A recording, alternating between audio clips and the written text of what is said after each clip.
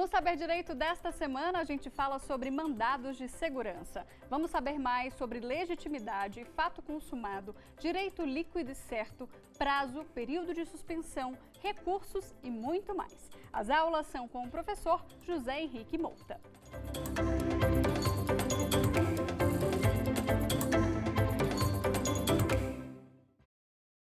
Olá, meus caros. Eu sou Henrique Mouta e durante essa semana nós estamos tendo aulas sobre o tema mandado de segurança.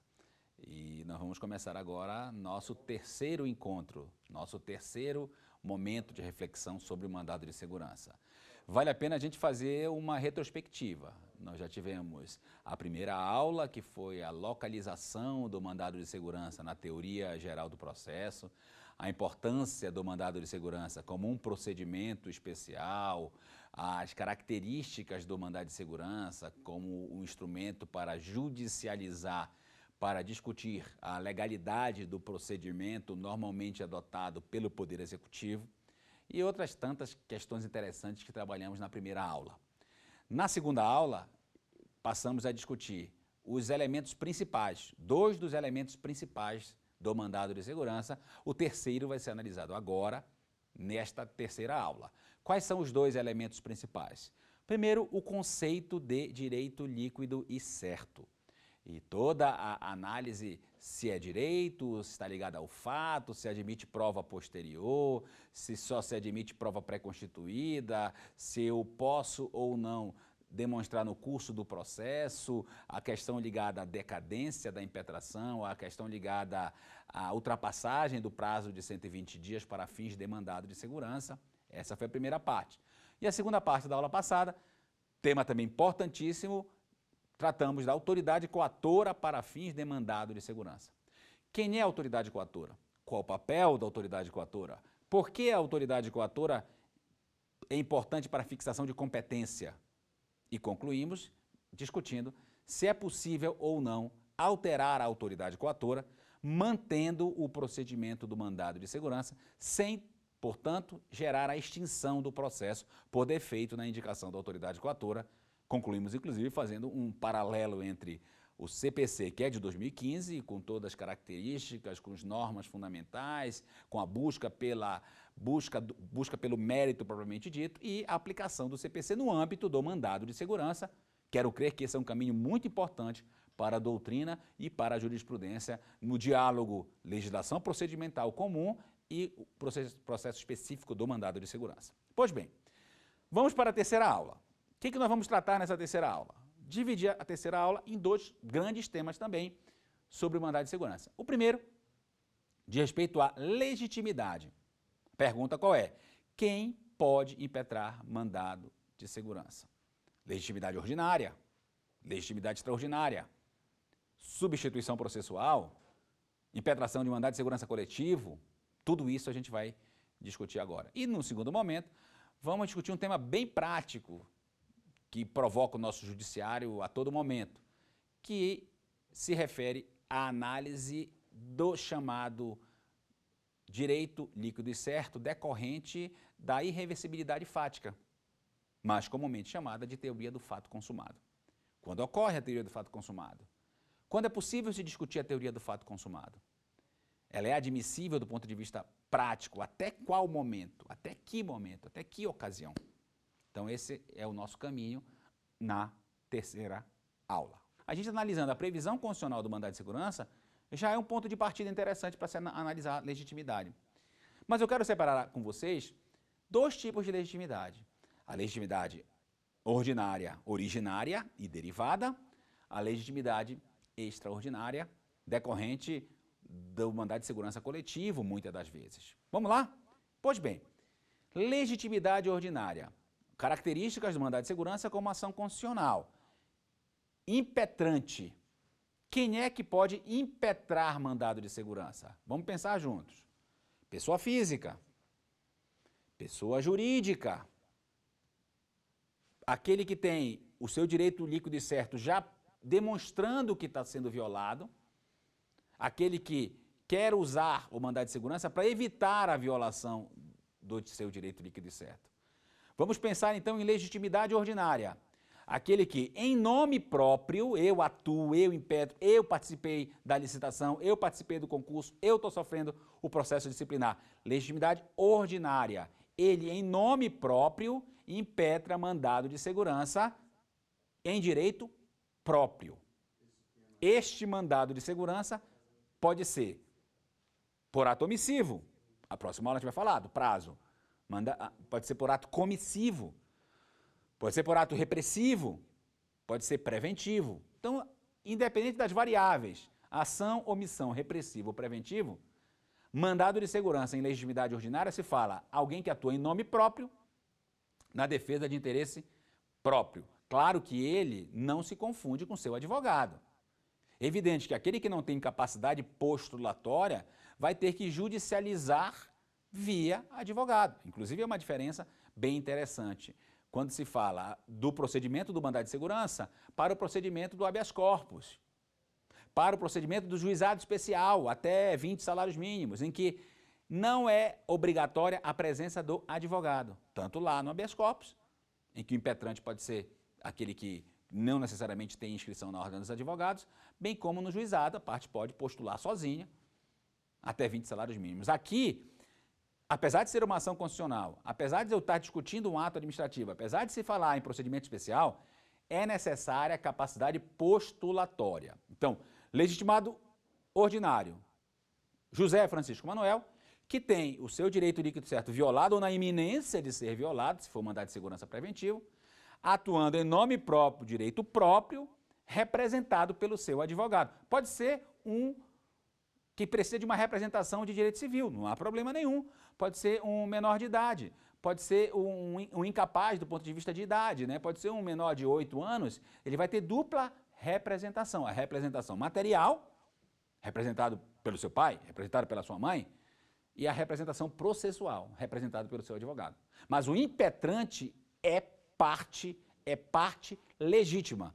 Essa impetração é em nome próprio, defendendo o interesse próprio, legitimado ordinário, ok?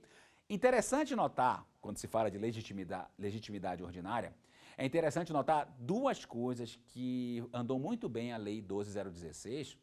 Uma delas era uma situação que já vinha ocorrendo muito na nossa prática forense, que diz respeito a litisconsórcio no âmbito do mandado de segurança. E a outra que diz respeito ao chamado legitimado derivado, que eu vou falar daqui a pouquinho o que é. Vamos pensar juntos. Concurso público. Uma questão de concurso supostamente fora do programa e vai se pensar em impetração de mandado de segurança. Pergunto a você, este mandado de segurança dos candidatos que foram reprovados aí, 8, 10, 50, 100, 200, 1000, não sei quantos, esse mandado de segurança, ele é um mandado de segurança obrigatório? Necessário? Ou ele é um mandado de segurança facultativo? Quero crer que seja um mandado de segurança facultativo, seja uma legitimidade facultativa, seja um litisconsórcio não obrigatório. De repente pode se organizar em grupos, impetrando vários mandados de segurança, de repente impetra um e consta no edital uma previsão, como eu já vi em alguns casos, de liminar concedida para um, a administração estende para todo mundo, mas o fato é que nós estamos diante de um litisconsórcio facultativo, ok? Facultativo. A questão é, até quando, em legitimidade ordinária, é possível habilitação de litisconsórcio facultativo? Não vamos esquecer as características do mandado de segurança. Autoridade coatora, direito líquido e certo, competência, procedimento especial, tutela provisória, etc. A nossa preocupação agora é a análise da legitimidade. Qual a pergunta? Quem pode impetrar mandado de segurança? Vamos dividir essa resposta em dois momentos. Primeiro momento, vamos falar da legitimidade ordinária. E lá na frente, vamos falar da legitimidade extraordinária, especialmente quando se trata do mandado de segurança coletivo. Legitimidade ordinária, lembrando um pouco a teoria geral do processo. A gente não pode esquecer a teoria geral do processo se aplicando ao mandado de segurança. Legitimidade ordinária é aquele que atua em nome próprio, defendendo interesse próprio. Não se pode confundir legitimidade ordinária com representação.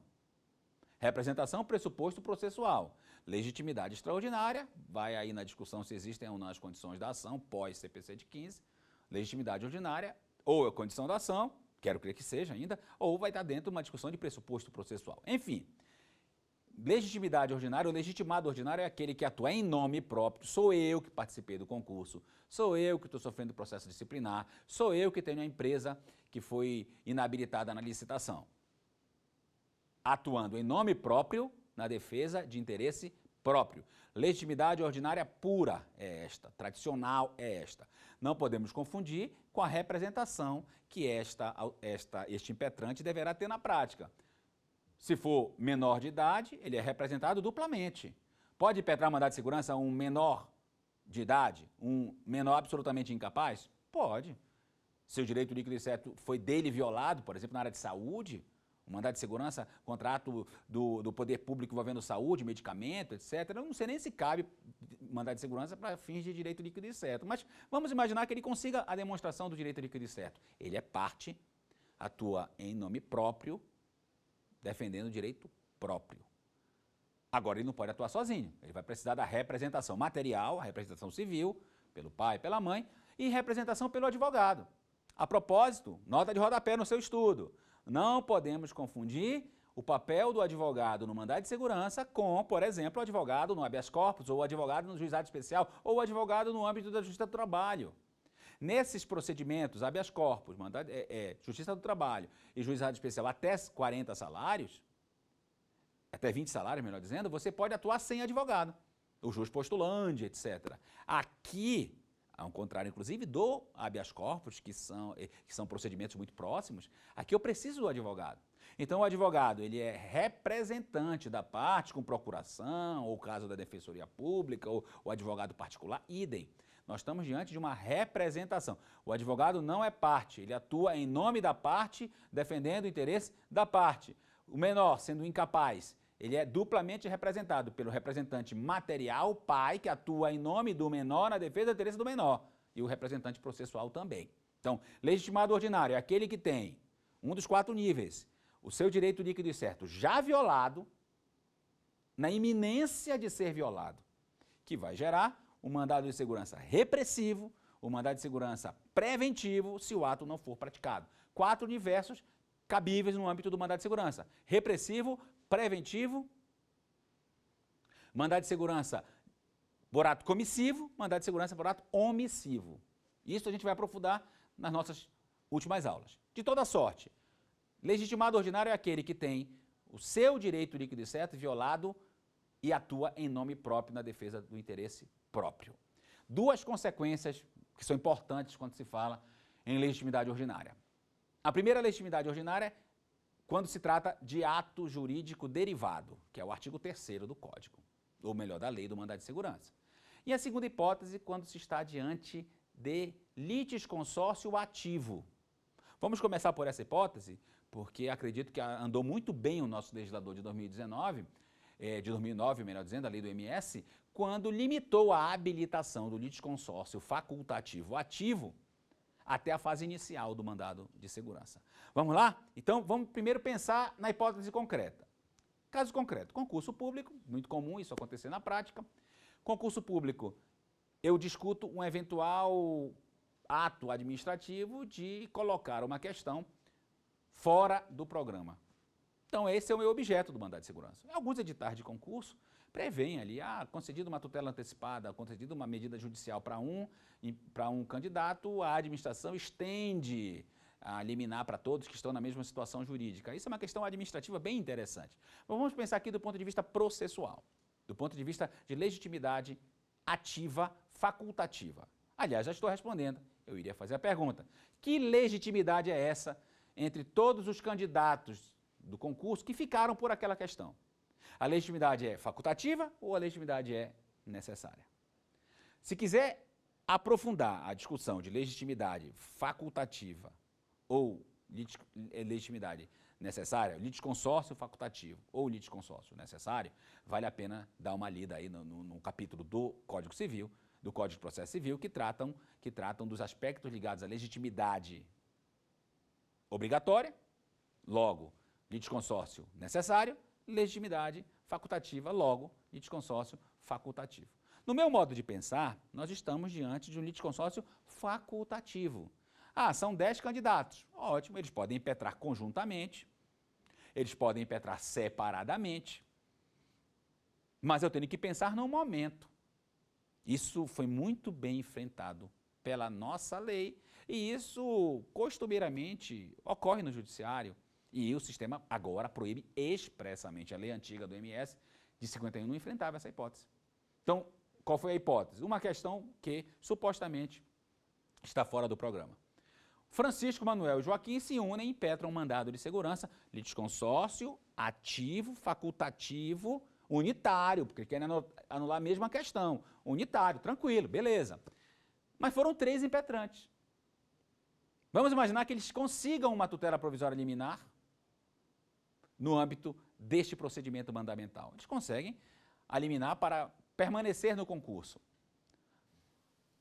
O outro candidato, que não faz parte deste mandado de segurança originário, poderá se habilitar de forma intempestiva e requerer os efeitos da liminar nesse caso? Ele pode requerer a extensão dos efeitos da liminar ou não? Isso foi um problema sério, inclusive na legislação processual passada, que acontecia muito no judiciário brasileiro, dessa ideia de estender o efeito de uma liminar no mandado de segurança, numa ação de conhecimento de procedimento comum, para aqueles que estavam na mesma situação jurídica. Mas pense comigo, o mandado de segurança foi impetrado por 3. A liminar aproveita os 3 ou, eventualmente, a administração pode estender. Eventualmente, o 4º, o 5º pode se habilitar como assistente litisconsorcial? Tenho admitido que sim. Que sim. Assistente litisconsorcial? Sim. Porque, na verdade, o assistente litisconsorcial nada mais é do que um litisconsórcio facultativo atrasado. Agora, esse candidato pode se habilitar como litisconsórcio? O nosso CPC, ele enfrenta a questão do que na prática e na doutrina se chama de ação borboleta. É aquela ação que se aproveita de liminares para estender para outras tantas pessoas. No âmbito do legislador do mandado de segurança, ele tratou essa questão expressamente no artigo 10.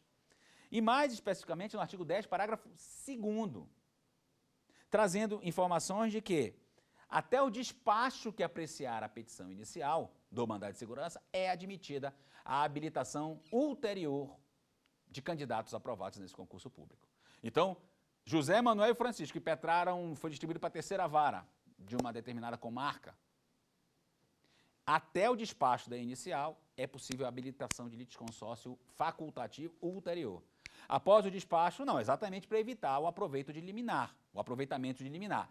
Até o despacho é possível essa habilitação posterior. Havendo o despacho, concedendo, negando, não importa, é vedada a habilitação. Estou falando de litisconsórcio facultativo, ativo, ulterior. Então, cabimento até o despacho. Particularmente, eu tive a oportunidade de enfrentar isso num trabalho que escrevi. Eu entendo que deveria ser logo até a petição inicial, porque se é litisconsórcio facultativo, tem que ser inicial. Até o despacho, pelo menos, dá até para controlar a distribuição desse mandado de segurança. Sei lá, se isso na prática pode já caminhar para um idealismo do que vem a ser, o que vem pela frente, o caminhar, o entendimento aqui ou acolá, deste ou daquele magistrado. De qualquer maneira, estou lhe falando o que diz a lei. Então, a lei habilita litisconsórcio facultativo, quer na inicial, quer no curso do processo, até o despacho da petição inicial. A partir dali, a estabilização, como se fala em direito processual, a estabilização do procedimento, a estabilização objetiva, que é pedido e causa de pedir, e a estabilização subjetiva, que é ligada às partes, a gente consegue visualizar bem essa estabilização no mandado de segurança a partir do momento do despacho da petição inicial. Ok? Então, quando se fala de legitimidade ordinária, temos 2 questões a pensar. A primeira, a habilitação do litisconsórcio facultativo ulterior, já falamos, e a segunda, o chamado legitimado ordinário decorrente, que é enfrentada na hipótese do artigo 3º da lei. Vamos lá? Quando caberia a discussão do litisconsórcio facultativo ulterior? Nas hipóteses de concurso público, correto? Quando caberia a hipótese do legitimado decorrente? Provavelmente também em concurso público. Eu fico imaginando as situações concretas e me vem logo à mente a hipótese de um concurso público com 2 vagas. O Francisco passou em primeiro lugar, o Manuel passou em segundo lugar. E aí se discute quem tem direito à nomeação ou não, tem uma enxurrada de questão judicial sobre isso, se o candidato aprovado dentro do número de vagas tem direito líquido e certo, ou tem uma mera expectativa de direito, uma discussão bem legal que a gente vai travar lá na frente, em outros momentos do nosso curso. Mas vamos imaginar uma outra hipótese, é uma vaga. E neste caso passou o Francisco em primeiro lugar e o Manuel em segundo lugar, e está na iminência aí de expirar o prazo do concurso. O Manuel, em segundo lugar, fica preocupado. Eventualmente, pergunto para você, o Manuel poderia impetrar mandado de segurança? Não estou dizendo que ele tem direito líquido e certo, mas eu estou dizendo que ele teria legitimidade para impetrar mandado de segurança para discutir direito que não é seu. Por que o direito não é seu? Porque é uma vaga. Então, se é uma vaga, quem tem a possibilidade de judicializar para discutir direito à nomeação é quem tirou primeiro lugar. Candidato aprovado dentro do número de vagas. Se é uma vaga, a vaga é do primeiro lugar. Mas vamos imaginar que o segundo lugar está preocupado. Está expirando o prazo, meu Deus, expirou o prazo, vou perder a possibilidade de judicializar via mandado de segurança. A pergunta que ele se faz, eu posso impetrar um mandado de segurança em nome do primeiro lugar? Isso chama-se, no meu exemplo, legitimidade decorrente, ou legitimidade a posteriori, ou legitimidade secundária. Esse segundo lugar, vamos logo excluir uma hipótese, ele não pode impetrar mandado de segurança em nome próprio, porque ele não tem o direito líquido e certo violado. A vaga é uma só. Então, quem tem o direito líquido e certo violado a priori, o legitimado ordinário prioritário a priori, é o candidato que passou em primeiro lugar neste concurso que tem uma só vaga. Mas o que ele pode fazer, o segundo lugar? Ele pode adotar o procedimento do artigo 3º. Notificar o primeiro lugar, chamando a atenção que a vaga é dele, que ele tem direito líquido e certo, que ele deve impetrar em nome próprio, discutindo o direito à nomeação, o direito à vaga, e aí a questão de fundo é outra, se o candidato aprovado tem ou não o direito à nomeação, dentro do primeiro lugar, dentro do número de vagas, e ele então faz essa notificação. Diz a lei aí, 30 dias, caso esse primeiro lugar não se atente, não tenha interesse, etc., o segundo lugar poderá impetrar mandado de segurança em nome próprio, defendendo o interesse do primeiro lugar. Qual é a ideia dele? Vão intimar judicialmente o primeiro lugar, tomar posse, ele não vai tomar posse, ele não vai entrar em exercício, e eu vou, entre aspas, herdar a vaga. Ele não pode impetrar em nome próprio, defendendo direito próprio. Ele vai impetrar em nome próprio, defendendo o interesse do primeiro lugar, sob o raciocínio de que o primeiro lugar não vai adotar a providência para tomar posse e entrar em exercício, e ele vai, entre aspas, herdar a vaga. Isso é um dos poucos exemplos que a gente tem no direito processual de legitimidade extraordinária em direito individual. É muito interessante esse exemplo, porque esse segundo lugar, ele não tem direito líquido e certo originário, então ele não vai atuar como legitimado ordinário. Ele vai atuar em nome próprio, legitimado extraordinário, defendendo o direito alheio. Então, o conceito de legitimidade extraordinária, tudo bem que na grande maioria das vezes, está ligado a direito coletivo. Mas eu estou apresentando para vocês um caso bem interessante, tem 2, que eu sempre menciono em sala de aula, esse é um deles, de que eu estou impetrando um mandado de segurança individual e eu posso falar em legitimidade extraordinária. Você está curioso para saber qual é o outro caso? O outro caso se refere a adquirente de imóvel litigioso. Aquela discussão que o CPC permite, se altera ou não a legitimidade passiva em decorrência da alienação da coisa. Eventualmente, o autor não aceita a alteração do polo passivo, e aí vai se discutir também numa hipótese bem interessante aqui, dependendo do resultado dessa habilitação do adquirente nessa ação judicial, a possibilidade de alguém atuar em nome próprio, defendendo o direito que não é mais seu, porque ele alienou a coisa. Então, é também um exemplo de legitimidade extraordinária no âmbito do direito individual. Fechamos assim? Então, legitimidade ordinária, inicial, decorrente, e a questão do litisconsórcio facultativo ativo.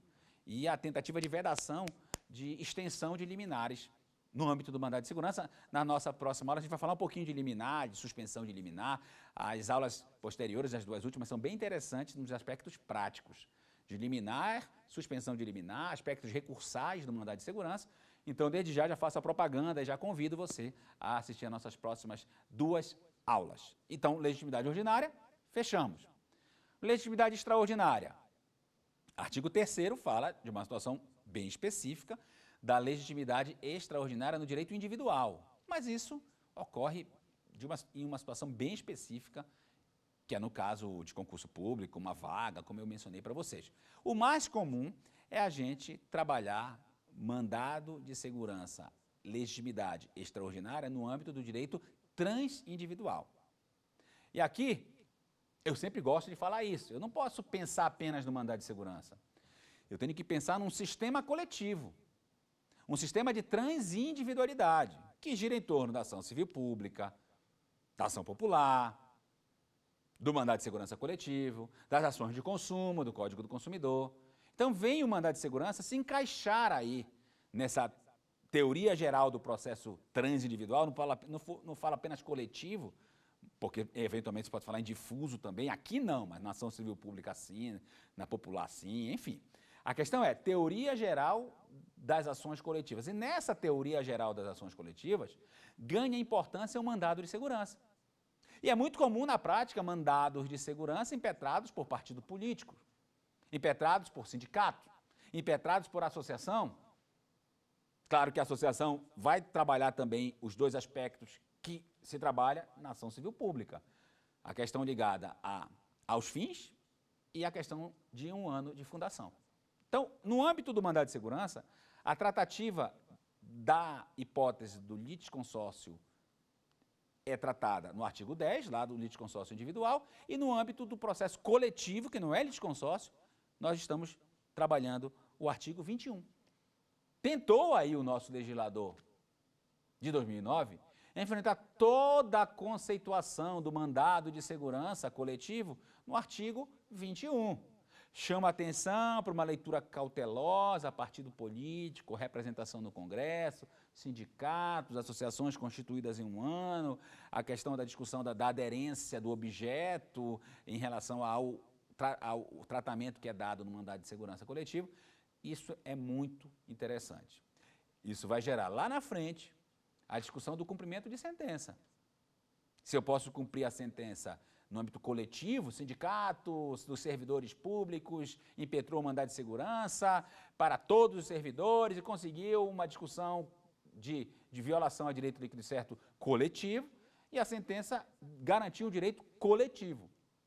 O Francisco, o Manuel, o Joaquim, que são filiados ou que são da categoria, eles podem se aproveitar por essa sentença coletiva? Até que ponto eles podem executar individualmente a sentença coletiva do mandado de segurança? Mesma discussão é travada na ação civil pública também, sendo que na ação civil pública a legitimidade está no artigo 5º da lei da ação civil pública. Aqui, a legitimidade do mandado de segurança coletivo está no artigo 21. Vamos organizar o raciocínio. Essa legitimidade é legitimidade extraordinária. É a associação, o sindicato, o partido atuando em nome próprio, defendendo o direito aí da categoria. Detalhe importante, ou 2 detalhes importantes. Um eu critico, o outro eu entendo. O que eu critico é o seguinte: em situações jurídicas cotidianas, é muito comum alguém ter o seu mandado de segurança individual e vem o sindicato, a associação e impetra o mandado de segurança coletivo. Se fosse uma ação coletiva qualquer, o sistema diria: publica-se o edital e aqueles que têm ações individuais podem suspender a tramitação para se beneficiar pela decisão no processo coletivo, ou pode permanecer com a sua ação individual, e até eu brinco que a coisa é julgada menos aquele que permaneceu com a sua ação individual. Aqui o regramento é outro. Essa é a minha crítica. O regramento diz: aquele que quer se beneficiar do mandado de segurança coletivo tem que desistir do seu mandado de segurança individual. É preocupante esse regramento, no meu modo de pensar, porque a partir do momento que ele desiste e supostamente a sentença coletiva, a decisão coletiva não for benéfica à categoria, ele não vai poder retomar sua ação individual, porque o prazo de 120 dias pode ter expirado. O sistema da suspensão, que é típica das demais ações coletivas, é bem mais interessante do ponto de vista prático do que esse sistema do mandado de segurança coletiva, que exige desistência. É muito mais frágil a tutela individual, quando se requer a desistência, se comparar com a mera suspensão. Que a suspensão, dependendo do resultado, ele continua ou não com a sua ação individual. Então, o sistema das demais ações coletivas, ele é, do meu modo de pensar, mais interessante, legítimo, correto, adequado, nesse binômio, nesse diálogo entre a ação individual e a ação coletiva. Então, essa é uma crítica que faço ao sistema do mandado de segurança coletivo versus o mandado de segurança individual. E a segunda é uma observação, que é uma leitura absolutamente literal do artigo 21, no artigo 22 fala da coisa julgada ligada à categoria, do artigo 21, quando ele diz, não cabe mandado de segurança coletivo para discutir direito difuso. Ponto. Então, direito difuso é por outra ação coletiva, ação civil pública, por exemplo. Até porque seria difícil você falar de direito difuso de sindicato, de associação. Além do mais, a prova pré-constituída de direito difuso. Tem uma restrição bem própria do procedimento do mandado de segurança que faz com que ele não seja cabível para direito difuso. Aí eu compreendo a intenção do legislador. Só cabe mandado de segurança para discutir direito individual homogêneo ou direito coletivo. Então, fechamos aqui essa parte da discussão da legitimidade extraordinária. Ela é possível, excepcionalmente, no direito individual, nesse caso do segundo lugar do concurso, e a segunda hipótese do direito coletivo ou transindividual, dialogando com o sistema processual coletivo. O mandado de segurança é uma etapa, é uma ação, é um instrumento, é um remédio de controle do ato que faz parte de um sistema processual coletivo, dialogando ação civil pública, popular e mandado de segurança coletiva e as ações coletivas. Eventualmente, você pode até dialogar a existência de litispendência entre mandado de segurança coletiva e uma ação civil pública proposta pela mesma associação. Não vejo problema. Se você tiver os elementos objetivos e subjetivos bem delimitados nas duas ações, você vai trabalhar litispendência, coisa julgada, porque o objeto é o mesmo, o procedimento que é diferente. E a coisa julgada, ela não se caracteriza, ou a litispendência não se caracteriza pela análise de procedimento, e sim pela análise do objeto litigioso. Se for o mesmo no MS ou na ação civil pública, eu não tenho dúvida de afirmar a possibilidade de você trabalhar litispendência ou coisa julgada. Beleza? Ótimo. Vamos para a última etapa dessa nossa aula. A terceira aula. Teoria do fato consumado. Por que é importante se discutir a teoria do fato consumado? Primeiro porque ela é característica da judicialização de atos administrativos de efeitos continuados. Ela é característica levando em conta o tempo de duração do processo. Ela é muito comum quando, em razão do tempo decorrido entre uma tutela jurisdicional provisória e a decisão final, alguns elementos fáticos restaram-se estabilizados. Então, conceitualmente, o que é teoria do fato consumado? 2. A teoria do fato consumado, ela é plenamente admitida na doutrina / jurisprudência nacionais? Para responder essas duas perguntas, vamos primeiro analisar um exemplo prático, onde seria possível discutir a teoria do fato consumado. Vamos lá? De novo, vamos pensar em concurso público. De novo, vamos pensar em processo disciplinar. De novo, vamos lembrar que eu tenho que ter as características próprias do mandado de segurança. Direito líquido e certo, autoridade coatora, procedimento bem estabelecido, competência. Então, tratando isso tudo, vamos imaginar que haja, num caso concreto, uma ordem judicial de nomeação ou de reintegração de um servidor público que está discutindo questão de concurso, ou que está discutindo o resultado de um processo disciplinar. Até porque o concurso público pode ser de concurso público de quem já está na administração, um concurso público de quem está fora, quer entrar na administração. Vamos pensar numa situação jurídica envolvendo concurso público externo, ou seja, concurso público de quem não faz parte ainda da administração. Vamos juntos? Então, caso concreto, que eu vou trabalhar a teoria do fato consumado. Foi impetrado o mandado de segurança para discutir uma questão, aquele exemplo do litisconsórcio unitário, ativo, facultativo, simples. Discutida a questão do concurso público, terceira prova do concurso público, que fulano de tal foi reprovado e ele judicializa, ele, fulano, beltrano, ciclano, 3 pessoas impetram, litisconsórcio ativo, facultativo, simples. Eles conseguem uma liminar para continuar no concurso. Então, eles passam a fazer a quarta parte, a quarta prova, subjúdice. Fazem a quinta prova, subjúdice. 2 caíram, 1 ficou. Aliás, aí entra o exemplo da assistência litisconsorcial, né? Porque, de repente, quem impetra primeiramente, ele sai do concurso e a eventual extensão de liminar por ato administrativo beneficia um terceiro. Esse terceiro tem que pedir a habilitação como assistente litisconsorcial no mandado de segurança. Mas a minha situação jurídica é a seguinte: esse fulano que impetrou o mandado de segurança encerrou o concurso, subjúdice.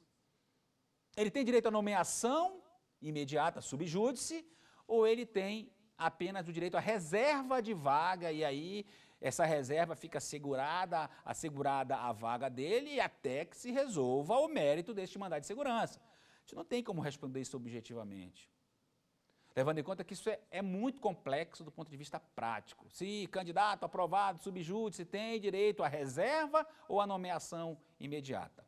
Particularmente, se for nomeado imediatamente para a posse precária, porque está subjúdice, lá na frente é possível se discutir a teoria do fato consumado. E essa teoria, repito, acaba sendo muito comum na prática. Imaginem comigo, alguém na área de saúde, alguém na área de segurança, alguém na área de informações importantes do ponto de vista administrativo. Passou o subjúdice e foi nomeado, porque a ordem judiciária é de nomeação. Não importando aqui o que pensa o professor Henrique sobre a nomeação subjúdice. Vamos imaginar que ele tomou posse para poder trabalhar fato consumado. Então, ele tomou posse, está em exercício, ficou 1 ano em posse em exercício do cargo, 1 ano e meio, área de saúde, área de tecnologia, área de informática, independente de ser bom ou não, ou ruim servidor, não interessa isso. A questão é, essa situação jurídica, subjúdice, ela torna irreversível do ponto de vista fático o bem jurídico que está sendo discutido?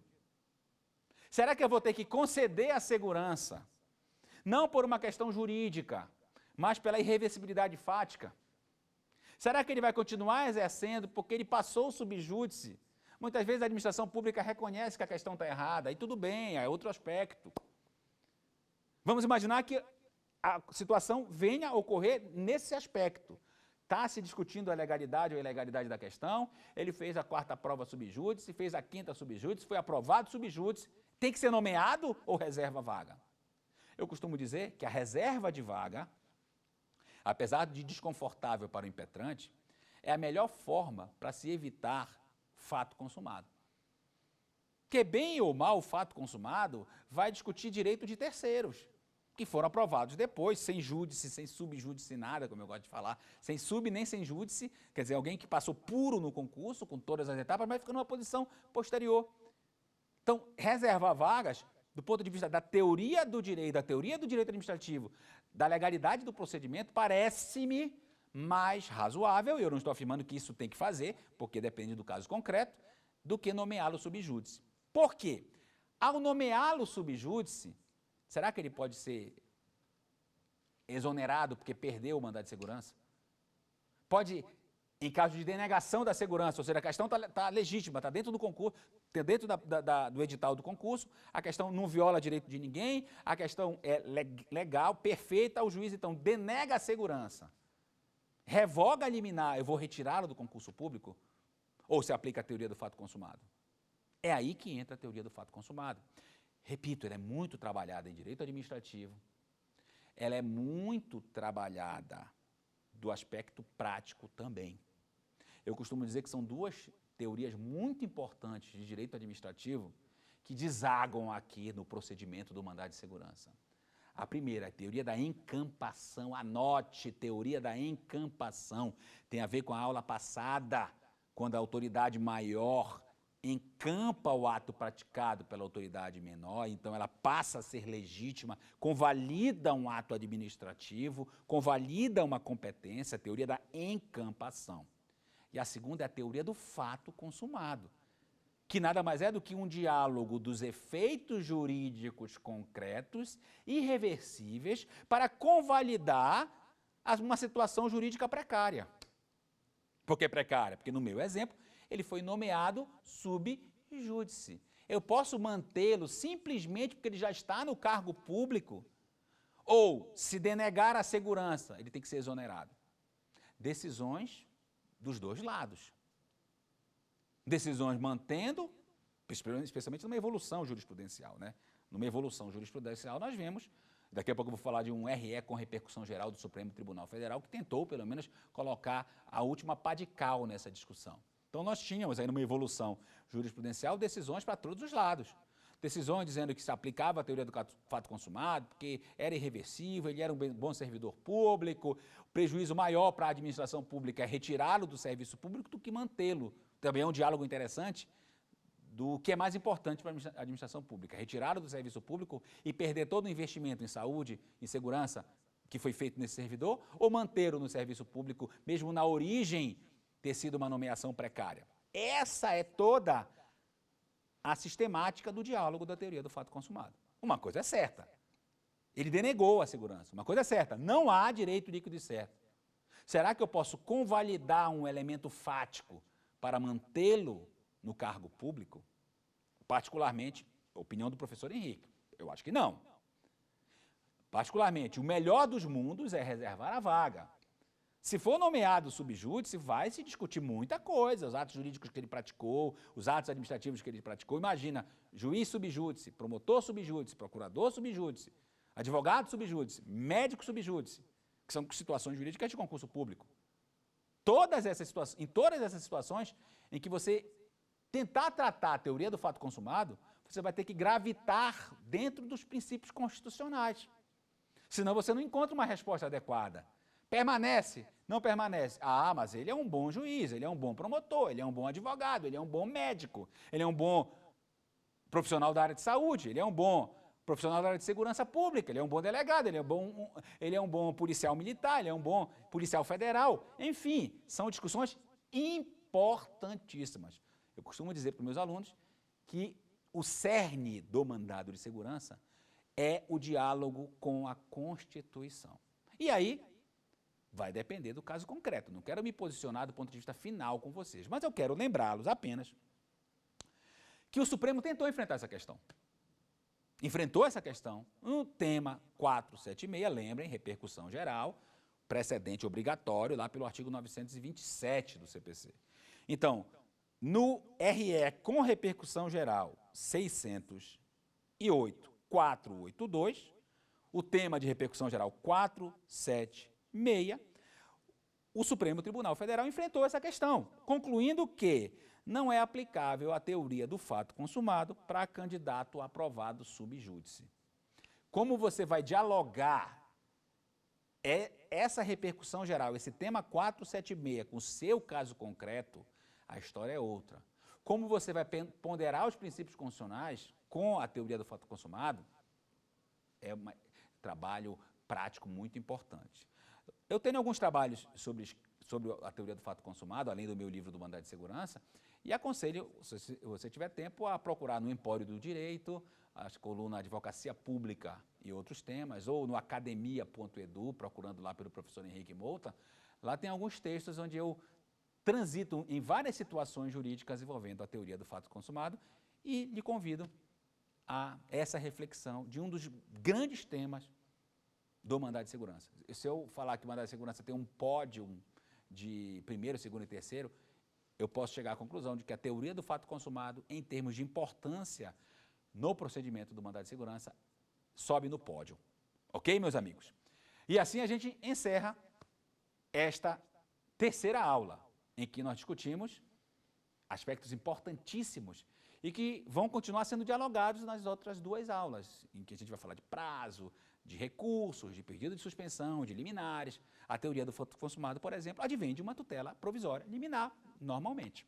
Então, a gente vai continuar dialogando nas nossas próximas aulas sobre esses assuntos que são absolutamente interligados. Ok, meus amigos? Vamos, então, às respostas das 3 perguntas do nosso quiz. Vamos lá.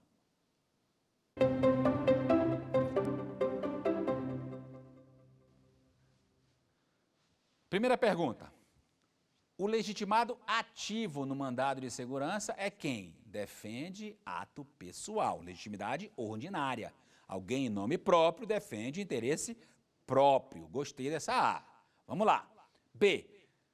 Defende ato do paciente, à semelhança do habeas corpus. Não, a gente está falando sempre de mandado de segurança e habeas corpus caminhando juntos desde a previsão constitucional, cada um com o seu móvel bem estabelecido, com o seu objeto bem estabelecido, com o seu procedimento bem trabalhado e a competência consagrada pela Constituição também. Mas quando se fala em paciente, em ato de terceiro, se fala em habeas corpus. Então, essa AB está errada logo de cara, porque não se fala em paciente, nem em beneficiário do ato, só se fala em autoridade coatora, também no âmbito do habeas corpus e do mandado de segurança. Então, a B está errada. Vamos ver C. O legitimado ativo do mandado de segurança é quem não precisa demonstrar a ocorrência de violação ou ameaça ao direito líquido, etc. Esse é o tipo da resposta para você cortar. Claro que ele tem que demonstrar, é prova pré-constituída, tem que demonstrar a ocorrência da violação, nesse caso, a violação ocorrendo, trata-se de mandado de segurança repressivo. Ou ameaça do direito. Se é ameaça do direito, o mandado de segurança é preventivo. Ele precisa, sim, demonstrar a ocorrência, então a C está errada. D. Pode ser o advogado. Quer dizer, a autoridade legitimada ativa pode ser o advogado, em nome próprio e na defesa de seu cliente. Calma. Se o advogado, por exemplo, eu, Henrique, quiser impetrar o mandado de segurança, eu posso atuar como impetrante e atuo como advogado. Eu me autorrepresento. Eu atuo em nome próprio na defesa do interesse do Henrique, que sou eu. Parece uma coisa meio sem sentido. Mas para dizer que depende, se ele for só o advogado, ele é representante. Ele não é parte. Então, o representante atua em nome do seu cliente, na defesa do seu cliente. Então, o legitimado ativo não pode ser o advogado. Eventualmente, é o impetrante representado pelo seu advogado. Consequentemente, meus amigos, a resposta é a letra A. Vamos embora? Letra A. O legitimado ativo no mandado de segurança é quem defende ato pessoal. Ele está dizendo aí, mandado de segurança é legitimidade ordinária, né? Porque a legitimidade extraordinária tem outras características que a gente já colocou aqui nesta aula. Mas, considerando as demais que estão totalmente erradas, a primeira é a mais adequada para essa resposta. Ok? Vamos para a segunda pergunta do nosso quiz. Acabamos de falar sobre isso. A chamada teoria do fato consumado permite tornar o ato impugnado válido, tornar o ato impugnado nulo, legitimar situação fática reversível, discutir a continuidade de efeitos em razão da irreversibilidade fática. Muito legal essa pergunta porque, como eu disse para vocês, teoria do fato consumado, teoria da encampação, competência, são aspectos muito importantes e bem variáveis no âmbito do procedimento do mandado de segurança. E quando a gente discute especificamente fato consumado, a rigor, ocorreu uma situação fática irreversível. Claro, se for reversível, não tem que se falar em fato consumado. Até a própria literalidade da expressão fato consumado. Fato irreversível. Se o fato for reversível, não há que se falar na aplicação da teoria. Logo, o caminhar aí já consegue excluir boa parte dessas alternativas. A teoria do fato consumado reconhece que o fato contém um vício, mas se torna irreversível. Então, ele permanece no concurso público porque ele já está há muito tempo, ele permanece no concurso público porque ele é um bom servidor, no concurso público ele continua na administração pública porque ele está com efeito continuado no tempo e no espaço. É essa a discussão que se trata no âmbito da teoria do fato consumado. Vamos lá ver a resposta dessa segunda pergunta? Então, a teoria do fato consumado permite, letra D, discutir a continuidade de efeitos continuados, né? Em razão da irreversibilidade fática. Os elementos fáticos tornam a situação jurídica irreversível juridicamente. Bem interessante e um dos grandes temas no âmbito do mandado de segurança. Vamos lá? Terceira pergunta aí do nosso quiz.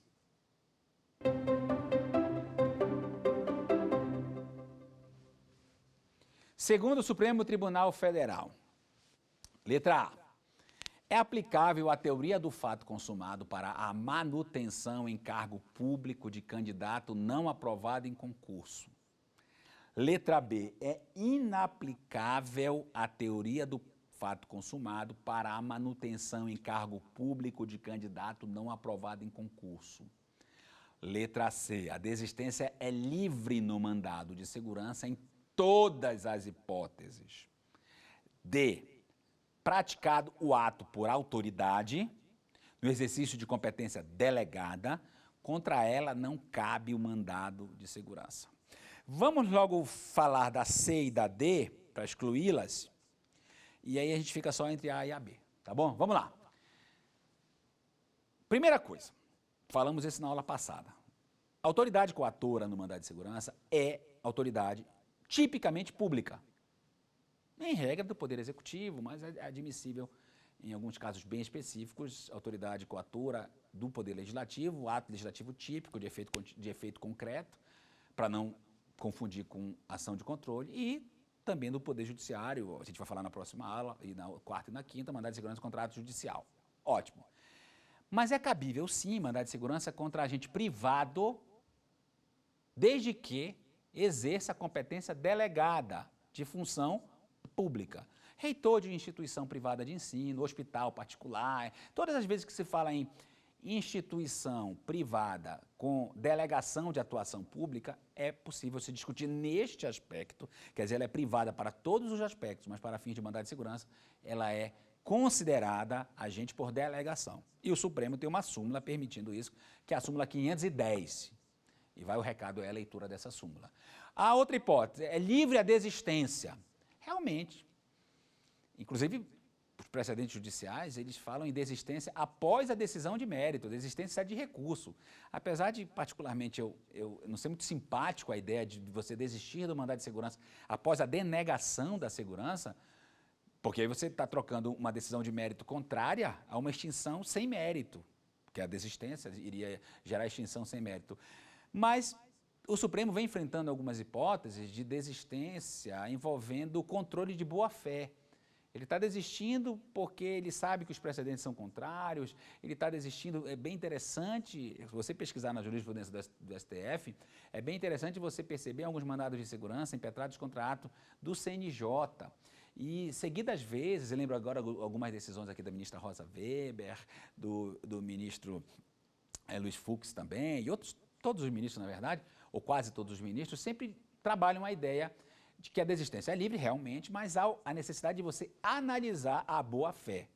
E aí pode-se vedar, em um caso ou outro, a homologação da desistência em caso de demonstração de má-fé processual.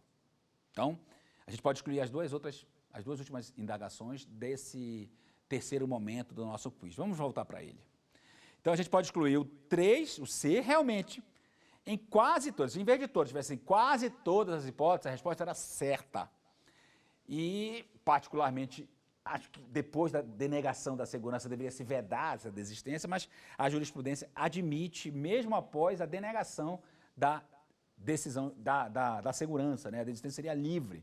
Mas existem hipóteses em que você controla a boa-fé processual e aí você pode indeferir o pedido de desistência. C está errada, a D é a súmula 510, admite, sim, mandado de segurança e contrato delegado, e aí a gente fica só entre A e a B, que na verdade é por exclusão, né? E é só a leitura do tema 476, que eu mencionei para vocês há pouco, para a gente chegar à conclusão de que, pela interpretação em repetitivo, ou melhor, em repercussão geral, com caráter vinculante, fixando um precedente obrigatório, o Supremo chegou a interpretação conclusiva de que é inaplicável a teoria do fato consumado nestas hipóteses que o nosso quiz identifica. Então vamos lá, para a gente fechar.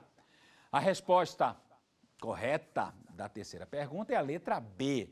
É inaplicável a teoria do fato consumado para a manutenção em cargo público de candidato não aprovado em concurso.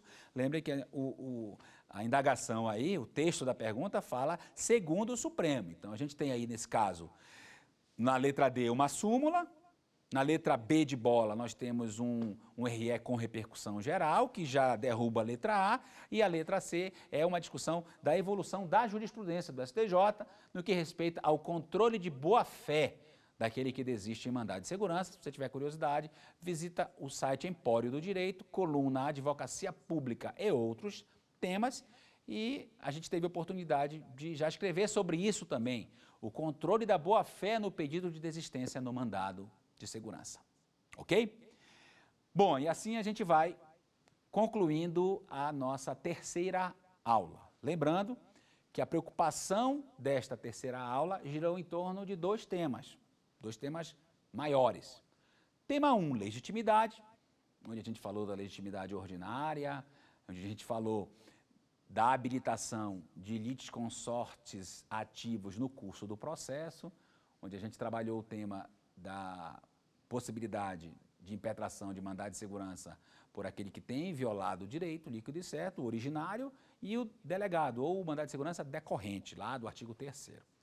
Depois nós falamos do legitimado extraordinário, o problema dos partidos políticos, dos sindicatos, das associações, da possibilidade de diálogo com as outras ações de controle de direito transindividual também, e a análise especificamente aqui do artigo 21 da Lei do Mandado de Segurança, 22 também, que tratam desse tema. E finalizamos a aula 3 discutindo as liminares, né, que estabelecem uma conduta administrativa e uma eventual continuidade do tempo para se concluir pela aplicação ou não da teoria do fato consumado.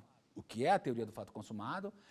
A consumação do tempo, a estabilização da situação jurídica fática em razão do tempo, e as restrições ou permissões ao cabimento da chamada teoria do fato consumado. E aqui então a gente encerra o nosso terceiro encontro. Vamos ao próximo encontro, discutindo prazo, discutindo liminares no âmbito do mandado de segurança, aspecto recursal, pedido de suspensão, enfim, ainda temos muita coisa para conversar sobre esse grande instrumento de controle, grande ação constitucional que é o mandado de segurança. Até a próxima aula. Quer dar alguma sugestão de tema para os cursos do Saber Direito? Então mande um e-mail para a gente, saberdireito@stf.jus.br, ou entre em contato pelo WhatsApp, o número é esse que aparece na sua tela. Você também pode estudar pela internet. Acesse nosso site tvjustiça.jus.br ou pode rever as aulas no canal do YouTube TV Justiça Oficial.